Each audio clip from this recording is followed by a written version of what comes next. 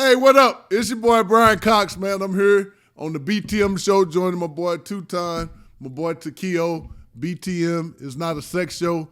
It's a really nice podcast with my people dropping knowledge. Let's go behind the mask. Look, when you got an intro like that, you really can take the week off. And it's been a minute since me and my player partner was grinding, man. But shout out to B Cox for the awesome intro. Facts. B Cox, the OG on the BTM podcast. Yes, it's a good show. Family-friendly show. You know what I'm saying? It is. Hey, And quite entertaining, listen, if I have to add. Listen, man. I'm going to tell you the dope thing, bro. Holiday season's here. New Year's right around the corner. Yep. Guess what? We're going to recap 2021. Amazing year for BTM Podcast Season 3. But we had some dope guests on this year. You know what I mean? We did. We had a lot of heat, man, starting with the young man, BRYAN Cox, who we had at the beginning, right? Facts. So, you know what I mean? But I think the big thing is, man, I think about over the year, and it goes back for me. We started the year off with a bang with T.O., also known as TERRELL Owens, formerly TERRELL. Shout out T.O., you know I got to mess with you. But no, I thought it was cool because, like, he came on, bro, and, like, he was calling people out. Yeah. In particular, he was talking about racing. He was like, it don't matter who it is. Brandon Marshall. He said, B. Marshall, he said you was ducking him too. It's on the episode. Yeah. Justin Gatlin. Now, Justin Gatlin runs professional. Yeah. So, like, I'm over here thinking, like, T, what you doing, bro? But then we also had on Chris Johnson. Yeah. And Chris Johnson was like, we even posed a question to him. You know what I mean? But, T.O., man, I'm tired of talking about it, man. Let's go to the tape so we can let everybody know. I mean, I named a couple of guys that, you know, football-wise that I felt like, you know, could compete or that had speed. He was one of those guys. And he talked about, he was like, Spikes in 2, I still will be able to give it to him. I only need like a few months to train. And so I'm going to ask you this, because he takes great pride and you know, T.O. always, it's hard for him to keep a shirt on when he's working out. So if you and him are able to race with the amount of time that we give you to train, who you like in this race, CJ? You serious? Come on, man. You can't be serious. T.O.? I dust T.O. You know this. You know he gonna see this now. I dust him. You know how they doing the new celebrity boxing with all the this and that and putting it on pay-per-view and all that? Set it up. Well, maybe we might need to set this up, have it a behind the mask production over here. Set it up. And then, like my man Spike said, CJ2K came back. He heard the smoke from T.O. and said he wanted all the smoke. He with the shits. And he said, set it up, yo. Yeah, he did. He said, set it up. We got proof. You see it. Set it up. And he was like, it's down. So best believe this will be a BTM media production. Yeah, exactly. 2022, we're going to bring it to y'all live and uncut. You see it says, set it up. T.O. want the smoke. CJ2K want the smoke. You already know Gatlin is the smoke, so they want to see if they can beat him. So 2022, we're going to bring something special to y'all. We're going to bring a BTM media exclusive. Y'all going to see some of these current and former athletes get after it, yo. Stay tuned, 2022. Don't want to miss it. And two, we got to talk about that Super Bowl team from last year. Antoine Winfield Jr. stopped by the podcast. Yeah, he did, man. Did his thing. You know, shout out to the Bucs. They doing their thing, obviously, in the NFL. Just got to clinch the NFC South. And, you know, looking to make another Super Bowl run. So we sat down with Antoine Winfield Jr. He talked about what it would take for the Bucs to make it back. To me, I want to definitely create more plays, create more takeaways for my team. You know, that ultimately gives us the best chance to win. But backing that up, man, we got to run it back. Got to do it again. That's pretty much the only way you can back that one up. So goal is to go back. And you see Antoine Winfield Jr., he is ready to make another poised run with the Bucs for a Super Bowl, doing his thing, doing his part. 2 picks on the year, 2 forced fumbles on the year. He's still balling, baby. Still balling. Still knocking dudes out, too. Got to do what he got to do. And obviously, you know, you got Tom Brady on that team, but it takes a total team to make a Super Bowl run. Looks like the Bucs are doing good. NFC is competitive, though. Oh, very, very, to say at the least. We talk about the Rams, the Packers, the Cardinals. Yeah. You know, you look at Cowboys. Yeah, like, so very competitive in the NFC, man. Very. But we got to talk about the AFC side. One of our little player partners came through, man. Shout out to Darius Leonard. Maniac, man. We giving you some love, bro. He stopped by the BTM pod, man, and we really just chopped it up and talked about what can we expect, not only out of the coach, but also from Darius Leonard. And he addressed it quite well, too. I would say so. And the Maniac, again, another player, young player, doing his thing in the NFL. You know, I think what makes me different, you know, from a lot of people is I respect the game. I don't take plays off. I don't try to take days off. I'll go in and I give 110% no matter when it is. From first quarter to the last whistle, I'm going to give absolutely everything I got, and I'm going to respect the game. I'm going to play it the right way, and I'm going to go out and try to make a play on every single play. And as long as I can continue to get better and learn the game as much as I possibly can, I can just see myself going up. Listen, my dog was spot on. Listen, he's made another Pro Bowl, and he's on the verge of making another or All-Pro, being considered All-Pro. Best in the game, only one at that position. And so I'm proud of him to see not only his growth, but his conviction. Whenever he talks, he believes everything that he says. So, you know, you got to appreciate that. Yeah, man. Speaking into existence, every time he says he's going to do something, he does it. Goes out there, interceptions, forced fumbles, pick six, sacks, you name it. He's definitely leading that defense, and we can see why he's made the Pro Bowl another year. And, you know, hopefully he can make it to the All-Pro again. Yeah, no doubt. And the thing, what I really appreciate about Darius is he was like, look, man, like I could play out of my mind, but mental health is a big issue. Yeah. And it's something that we need to be able to combat. And the thing that I appreciate about him so much was he talked about navigating through life, you know, and it was hard for him. Yeah, definitely hard for him. Dealing with a lot of things internally with his family structure growing up. Unfortunately, things happen, but he still was able to focus that on the field and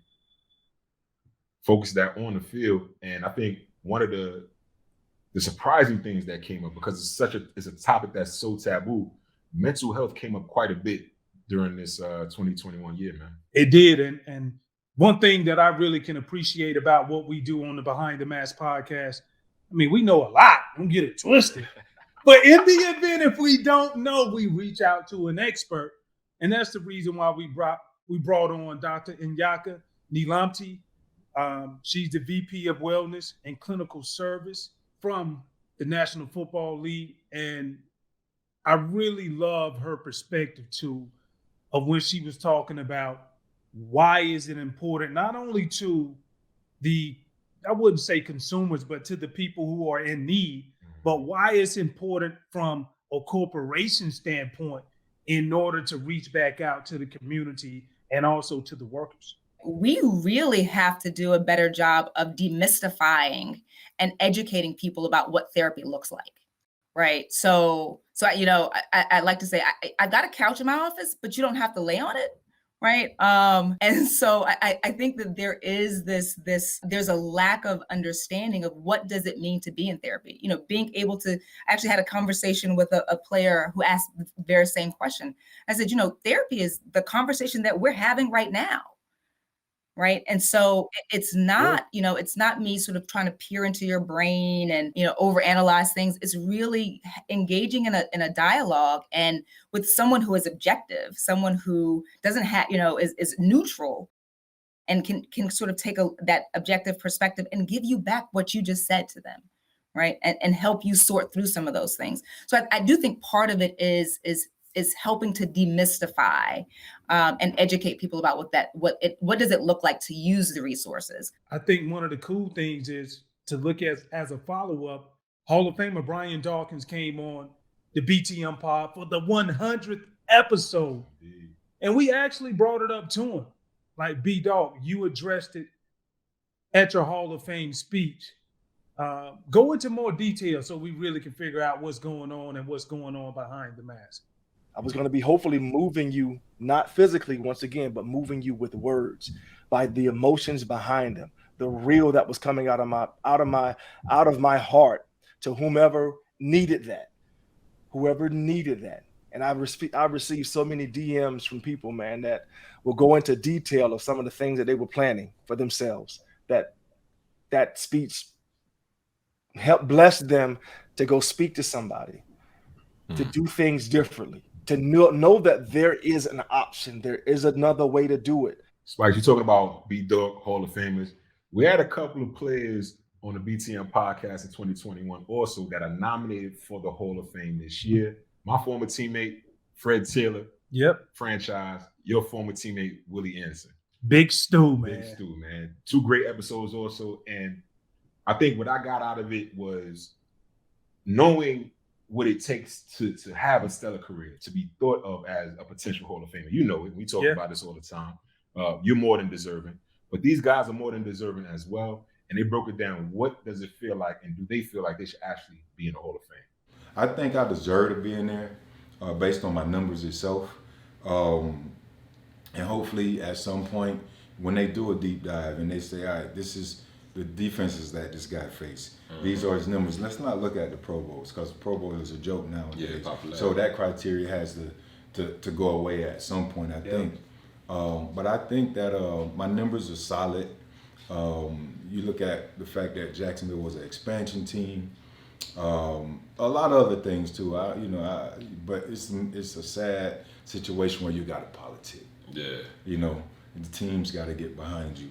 The right people get behind you. You got to have the right person to tell your story, right? And they can't be lazy. They got to want to get up there and win for you more than you want to win for yourself. So our selector in our market, he has to really dig deep and say, hey, look, when you present, this is how I'm presenting Fred Taylor. We know this. This is what you guys don't know. So that he got to focus on what they don't know and sell that. And hopefully I'll get enough votes to get in. Go ask the Hall of Fame players. Go ask the Strayhans and the Peppers and the Terrell Suggs and Jason Taylor and these guys and Warren Saps. Ask them, should I belong there? And I think they'll say, yes, he does. This is Michael Strahan, 15-year NFL vet. I'm throwing my hat in the ring for Willie to be elected into the Pro Football Hall of Fame. Your former teammate, Big Stu, Willie Anderson. Yep. He was on the BTM podcast. Episode was so good. We had a 2-part episode for that one.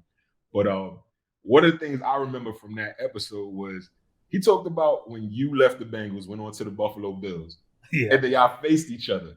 So what was going through your mind when you faced your former team for the first time, man? Listen, man, I tell everybody, if you really know me, you ain't even got to really know me, but like we lost a lot of games at the Bengals. And I just remember, man, having such high expectations coming in the door, seeing Big Will, and I'm like, all right, big homie here, that provided me a comfort level. And I thought we were going to win more games, bottom line. But I remember we had this 2-14 season. My God. I think we were like we wasn't even trash. It was garbage. Expensive trash. Trash bag. Man, like, bro, like 2-14. And man, I had all of this frustration pinned up in me because we came back when I went to Buffalo. We came back to Cincinnati and played. So I was like, listen, I'm telling everybody, listen, dog, I got something real special for you, bro. Make plays today. Like, make plays. We went in that dog, and I caught that pick, bro. You did your thing. And I scored that touchdown, man. When I got in the end zone, that fucking 4-12 season, 2-14, like damn 8-8, 9-7. Boy, I took all of that frustration, and I just really was just like, take this shit, man. Like, I hate y'all. Like, that's how I felt. That's how I played the game. And if you know me, I'm very passionate. And if I'm passionate about something, it's going to come out that way. Facts. And homie Big Willie talked about that too. So I had to watch him go to Buffalo and try to bull rush me and finger me in the throat with his hand. And get that. And got yammed up. And got yammed. Look, I look like damn fly, and he was the fly paper. Dude, he got an interception. I thought I can catch him. I said, look at this dude running. And I saw him, he scored a touchdown. Spike scored a touchdown on us. And I saw him throw that ball back with all the anger he had in his body from Jacksonville, Georgia. He threw it all, he tried to bust it down. I said, yo, why you throwing the ball so like you hate us now? Like, I fucking did. I always wanted to say that, dog. I was just like I had that ball in my hands too. I was like, that 2-14 season I had, I was like, fuck you. I didn't care. I said, damn, yo. I'm running behind him, right? I'm like, yo, dude got a lot of fucking anger in his heart. Like, yo, what you do now? You don't like this no more. Oh, that's funny. That shit was funny, dog. Like, I was high. I got tired of being the butt blunt of the jokes. When I come home in the off season, you go into the playoffs. Goddamn, I'm just Carlos like I holler at you in January. Yeah. So that's why I felt the way that I felt. But I'm gonna tell you what was also funny though. Can I share that with you? What? That time when you said that you can block Grady Jarrett. All pro Grady Jarrett. That's exactly what you said. I thought it. Might have not meant it, but I said it. Well, let's go to the tape and see what Grady had to say about it. You know it's all love all the time. All love. And I could still block him if I had to. I don't know now. That chop that got a little. What you would do to him? We ain't gonna talk. Don't do that. We ain't gonna Don't talk do about that. it right now. Now, my buddy, you know what I'm saying? But if we gotta do a special one day. All right. That was good, but that wasn't even one of the funniest ones. I'm gonna tell you what was funny. We had another one of your former teammates on the Niners, Frankie G, Frank Gore, on the BTM podcast. Yeah. Top 3 rusher all time in NFL history. Now he's getting into boxing. You know what I'm saying? A future Hall of Famer one day. But Frankie G talked about how you was a mentor for him when he got there, but he also talked about how he shook you out your cleats. We just seen a clip of those big ass cleats running down for an interception. But he shook you out your cleats too, bro. Hey, dog. Never been shook. Check the record. Frank was on something. Frank was smoking or something. Frank, you know better, Frank. Check this one out. One of the reasons I played a long time, though, bro. And I appreciate that, man. Oh, man. Bruh, I appreciate that. Hey. I thought he was going to give you another story. But I'm ready for that one. You ever shook him? You ever met him in a hole and shook him, break him down, man? Because you know he used to wear them high top cleats and everything. Yeah, bro. I'm like, damn, this motherfucker old school for real, bro. Bro. I had them. Hey, Frank, I had them sharks. Yeah, sharks, bro. I ain't had them screw in. I was like, man, he had to the be like shark, no chick out here with no high heels on my feet, her. Like the part 1 of cleats, bro. I was like, Apex. Boy, I was like, boy, we better be ready today, boy. And then we had Big Tigger, PA announcer of the Atlanta Hawks. And like the thing that I appreciate about Tigger, he's really a Renaissance man. He likes to scuba dive. 2, do you remember the time you went scuba diving? Yeah, what about it? It was dope. Belize. Hey, you remember that time when somebody almost lost their old lady to the instructor? I'm just saying. I'm just saying, bro. Yo, it wasn't even like, all right. Like I'm a man of my word. Yeah, it happened. The instructor was definitely Mr. Steal Your Girl. It is Mr. Steal Your Girl. It was ugly, man. I tell you one thing I never forgot was, have you ever seen a dude who goes scuba diving with his lady and his lady gets took by the instructor and they just leave him? I was going to tell that part of the story. Wait. A guy went scuba diving with his lady, and what happened? So, all right, let me tell you, you try to gas it up. So, let me tell you what happened. I ain't got no gas. This is what happened. So, like I said, I felt like I was in shape, right? But what you don't realize is that you watching the current in the water and the fish, and it's so beautiful. But when you're not paying attention, the current can take you where you don't want it to take you. Mm-hmm. So the guy was with Sheikah, and they together kind of swimming and everything. So I look up, and I'm like, damn, they're about 15 feet away. So I'm thinking, let me just swim and catch him. it don't work like that underwater. So underwater, I'm like, damn, I'm not going nowhere, right? So now I see a shark. So the shark is underwater and everything. And I'm just like, you can't scream, you can't yell because you got the tank in your mouth and everything. So I'm just like, Can't nobody hear? Can't nobody Not hear me? TV. You can't hear me, right? So they can't hear me, and all I just see the shark going like this, and I'm like, damn. Well, maybe the sharks ain't gonna mess with me. I see another shark, so now I'm really like, waving. They don't see me, and he's just swimming away with her, holding her hand, and I'm like, yo, this motherfucker want me to die. He brought me down here with these sharks so I could die. He's got my lady. Man. Well, if they swimming like this, you're good. Yeah, and ultimately, I mean, I didn't know this, but it was only a nurse shark. So nurse sharks are like puppies of the sea. I didn't know that at the time. Like Who puppies. knows that when you underwater No and one you knows see that. a shark and you see a just see a shark going like this, you just like, hold up, what's going on? Yeah, you But got to be able to identify. I was mad, and I went off on her like, yo, how you just gonna leave with this dude when I'm under here trying to get you? Trying to leave me by myself, man. Ain't no way, bro. Man, it really wasn't that funny, yo, because like he really could have took her, and I could have been drowning in Belize, running from sharks and shit. That's not really what you classify as funny. And then I still got on her because she left me and was holding hands with the damn scuba diver. She had to hold hands with him underwater though. Like, what are we talking about? That's grimy, man. I tell you what, bro. Like, yo, how would you leave your about man? to be damn How would chum. He's about to be chum, shark food, and his whole lady. He let the damn instructor take his off. You laugh a little too hard at this shit, man. Okay. Oh man. But nah, Tig episode was dope too, because he also talked about the time you had one of your infamous pool parties. Everybody in Atlanta knows that Spike's pool parties were epic. But he had a little bit too much fun at this pool party. So much fun, he left worse than he had came.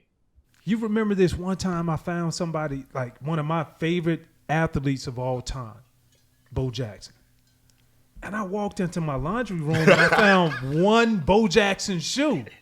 And I was like, what the hell is that? I don't even wear like a size 11 or whatever it was. And like 30 minutes after I found the shoe, somebody called me. Hey dog, listen. I don't know where. I just walked out of your house with one shoe. If you see it, just hold it for me. I was like, how in the hell did you leave one shoe? I know I didn't drive. Somebody else drove that time I left your house.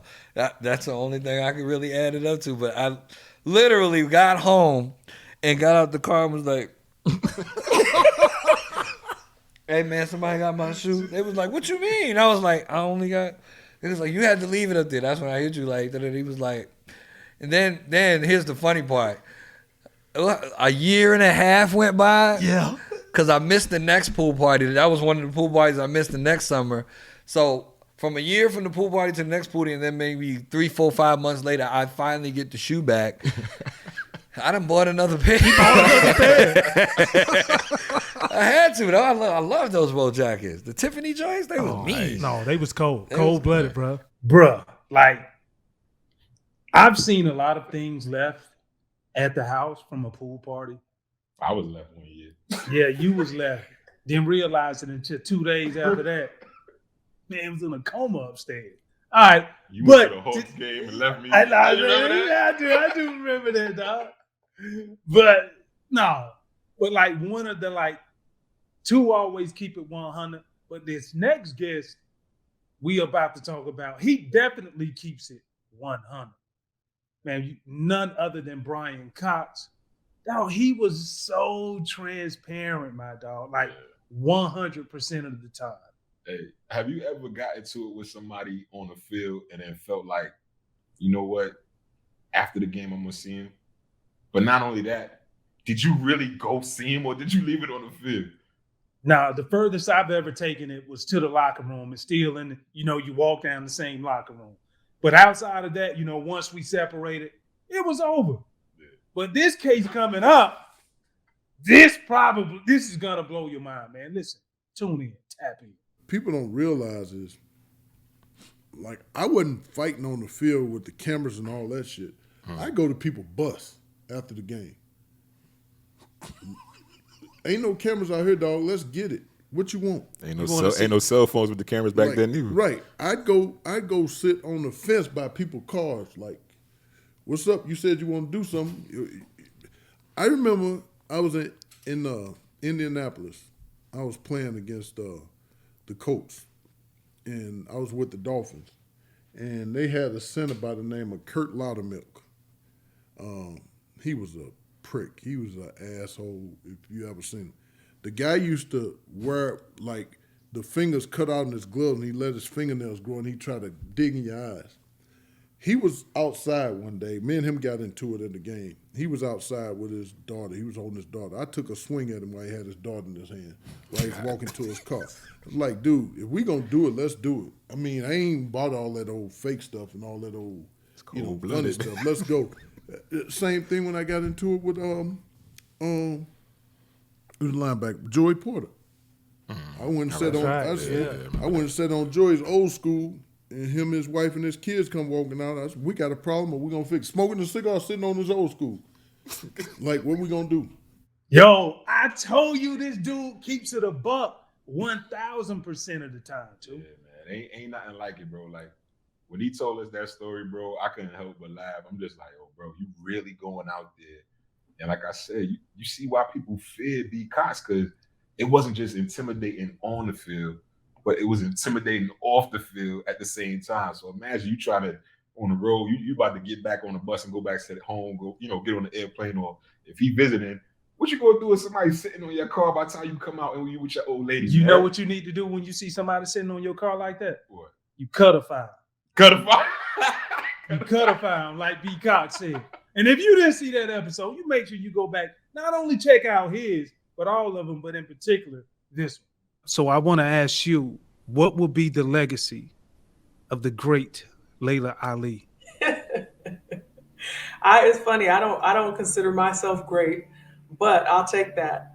I think that being that I'm not just the average person, I'm Muhammad Ali's daughter. I'm always going to be, like I said, thought of to be his daughter, which is fine to me. So even when people talk about my legacy, they're going to talk about his. So to me, to have been able to, carve out my own lane in his shadow and still have lots of similarities to my father, that is an amazing thing. That is an amazing accomplishment. Yo, that episode with LAILA Ali was so amazing. I think we have some greats on the BTM podcast. You know what I'm saying? But Facts. To have one of the best, take that back, to have the best female/woman boxer ever on the show, that was major, bro. And just her talking about her legacy and how she set it apart from her dad, from the GOAT, Muhammad Ali, was amazing. You talk about intimidation. She's Beauty and the Beast in one, bro. We had it on the BTM podcast, man. Listen, bro, that was huge. It was huge. And the authenticity, the realness, the she was very jovial at times. So anyway, man, y'all check that out. The part that I like, we asked LAILA Ali, what was it like dating an NFL player, the homie Curtis Conway? She said, shit, I better ask him what it was like dating the champ. She said, I'm the prize in the bottom of the Cracker Jack box. You heard? Shout out to LAILA Ali. We appreciate you coming on the BTL podcast. Definitely check that episode out too. Yeah, man, it was dope, bro. Like, she brought it start to finish. And the thing about it is make sure everybody take advantage of, the holiday savings. She got the not only the recipes, but the ingredients, her own cooked line of products. Yeah. So we definitely gonna be having those up in the Spikes household. Absolutely. Anything you get on her website, LAILA Ali Lifestyle, LAILAali.com. Use the code BTM20 and you get 20% off of all your items that you pick up. Definitely check it out. Shout out to LAILA Ali once again for supporting BTM, and y'all make sure y'all check that out. No doubt, man, because she was very inspirational. Mm-hmm. But the next guest that we're gonna talk about, he is very ink-spirational. Shout out to my dog, man. Inky, You in the building, boy. Sure. Inspiration, man, is about, you know, working from the inside out. You know what I'm saying? Character, integrity, all those things that mean something, right? Motivation is something that's great, right? But I think discipline is even greater. Like when you look at us, all of us are adults, right? Children, whatever the case may be. And I always say to people, more than motivation, I think people need to be reminded of what's important. And so for me, when I say inspiration, when I say inspiration, I'm just trying to serve as a reminder of what's important, right? Most of the time when I step on the stage, I'm not trying to tell somebody what to do.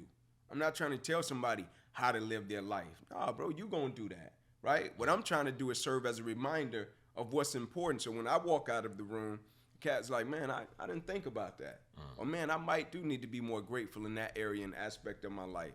And if I impact them, like I don't believe I can change somebody's life, right? You'll never hear those words come out of my mouth in terms of speaking. I'm gonna change your life. Nah, like if somebody decide to change, they got all that credit because they mustered up the courage to do it. But if I could say a word, if I could say a phrase, a concept to make them think like, man, I might need to do a little bit better, that's inspiration. Like my job is done. And so that's what it means to me.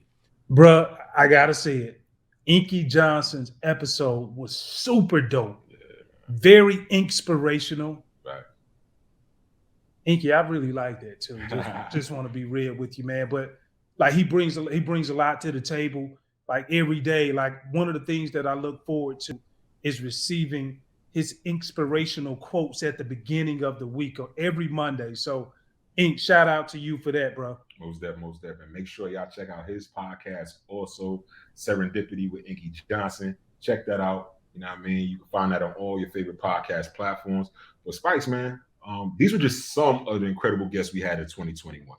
You know what I'm saying? If we had more time, we can lay them all out. But what y'all got to do is definitely go back on our YouTube page, check out some of the episodes. In fact, check out all the episodes we have. That's what I'm talking about. You know what I mean? Too. And then also, listen, anywhere you get your podcast content, we on Spotify, we on Apple, we on Google, we on Amazon, we everywhere. So, you know, there's no excuse not to check us out. And I really think that we got some dope stuff going on. And you can also follow us on social media at the BTM Podcast. Brother, 2021 was dope. New Year's is coming. What we got for next year, man? Man, we got that heat. We dripping already. I'm telling you. So trust me when I tell you this. We got more, even bigger, better athletes, more entertainers, more Hall of Famers, and maybe the best part, I even got more jokes for the plus size model. Yo, bro.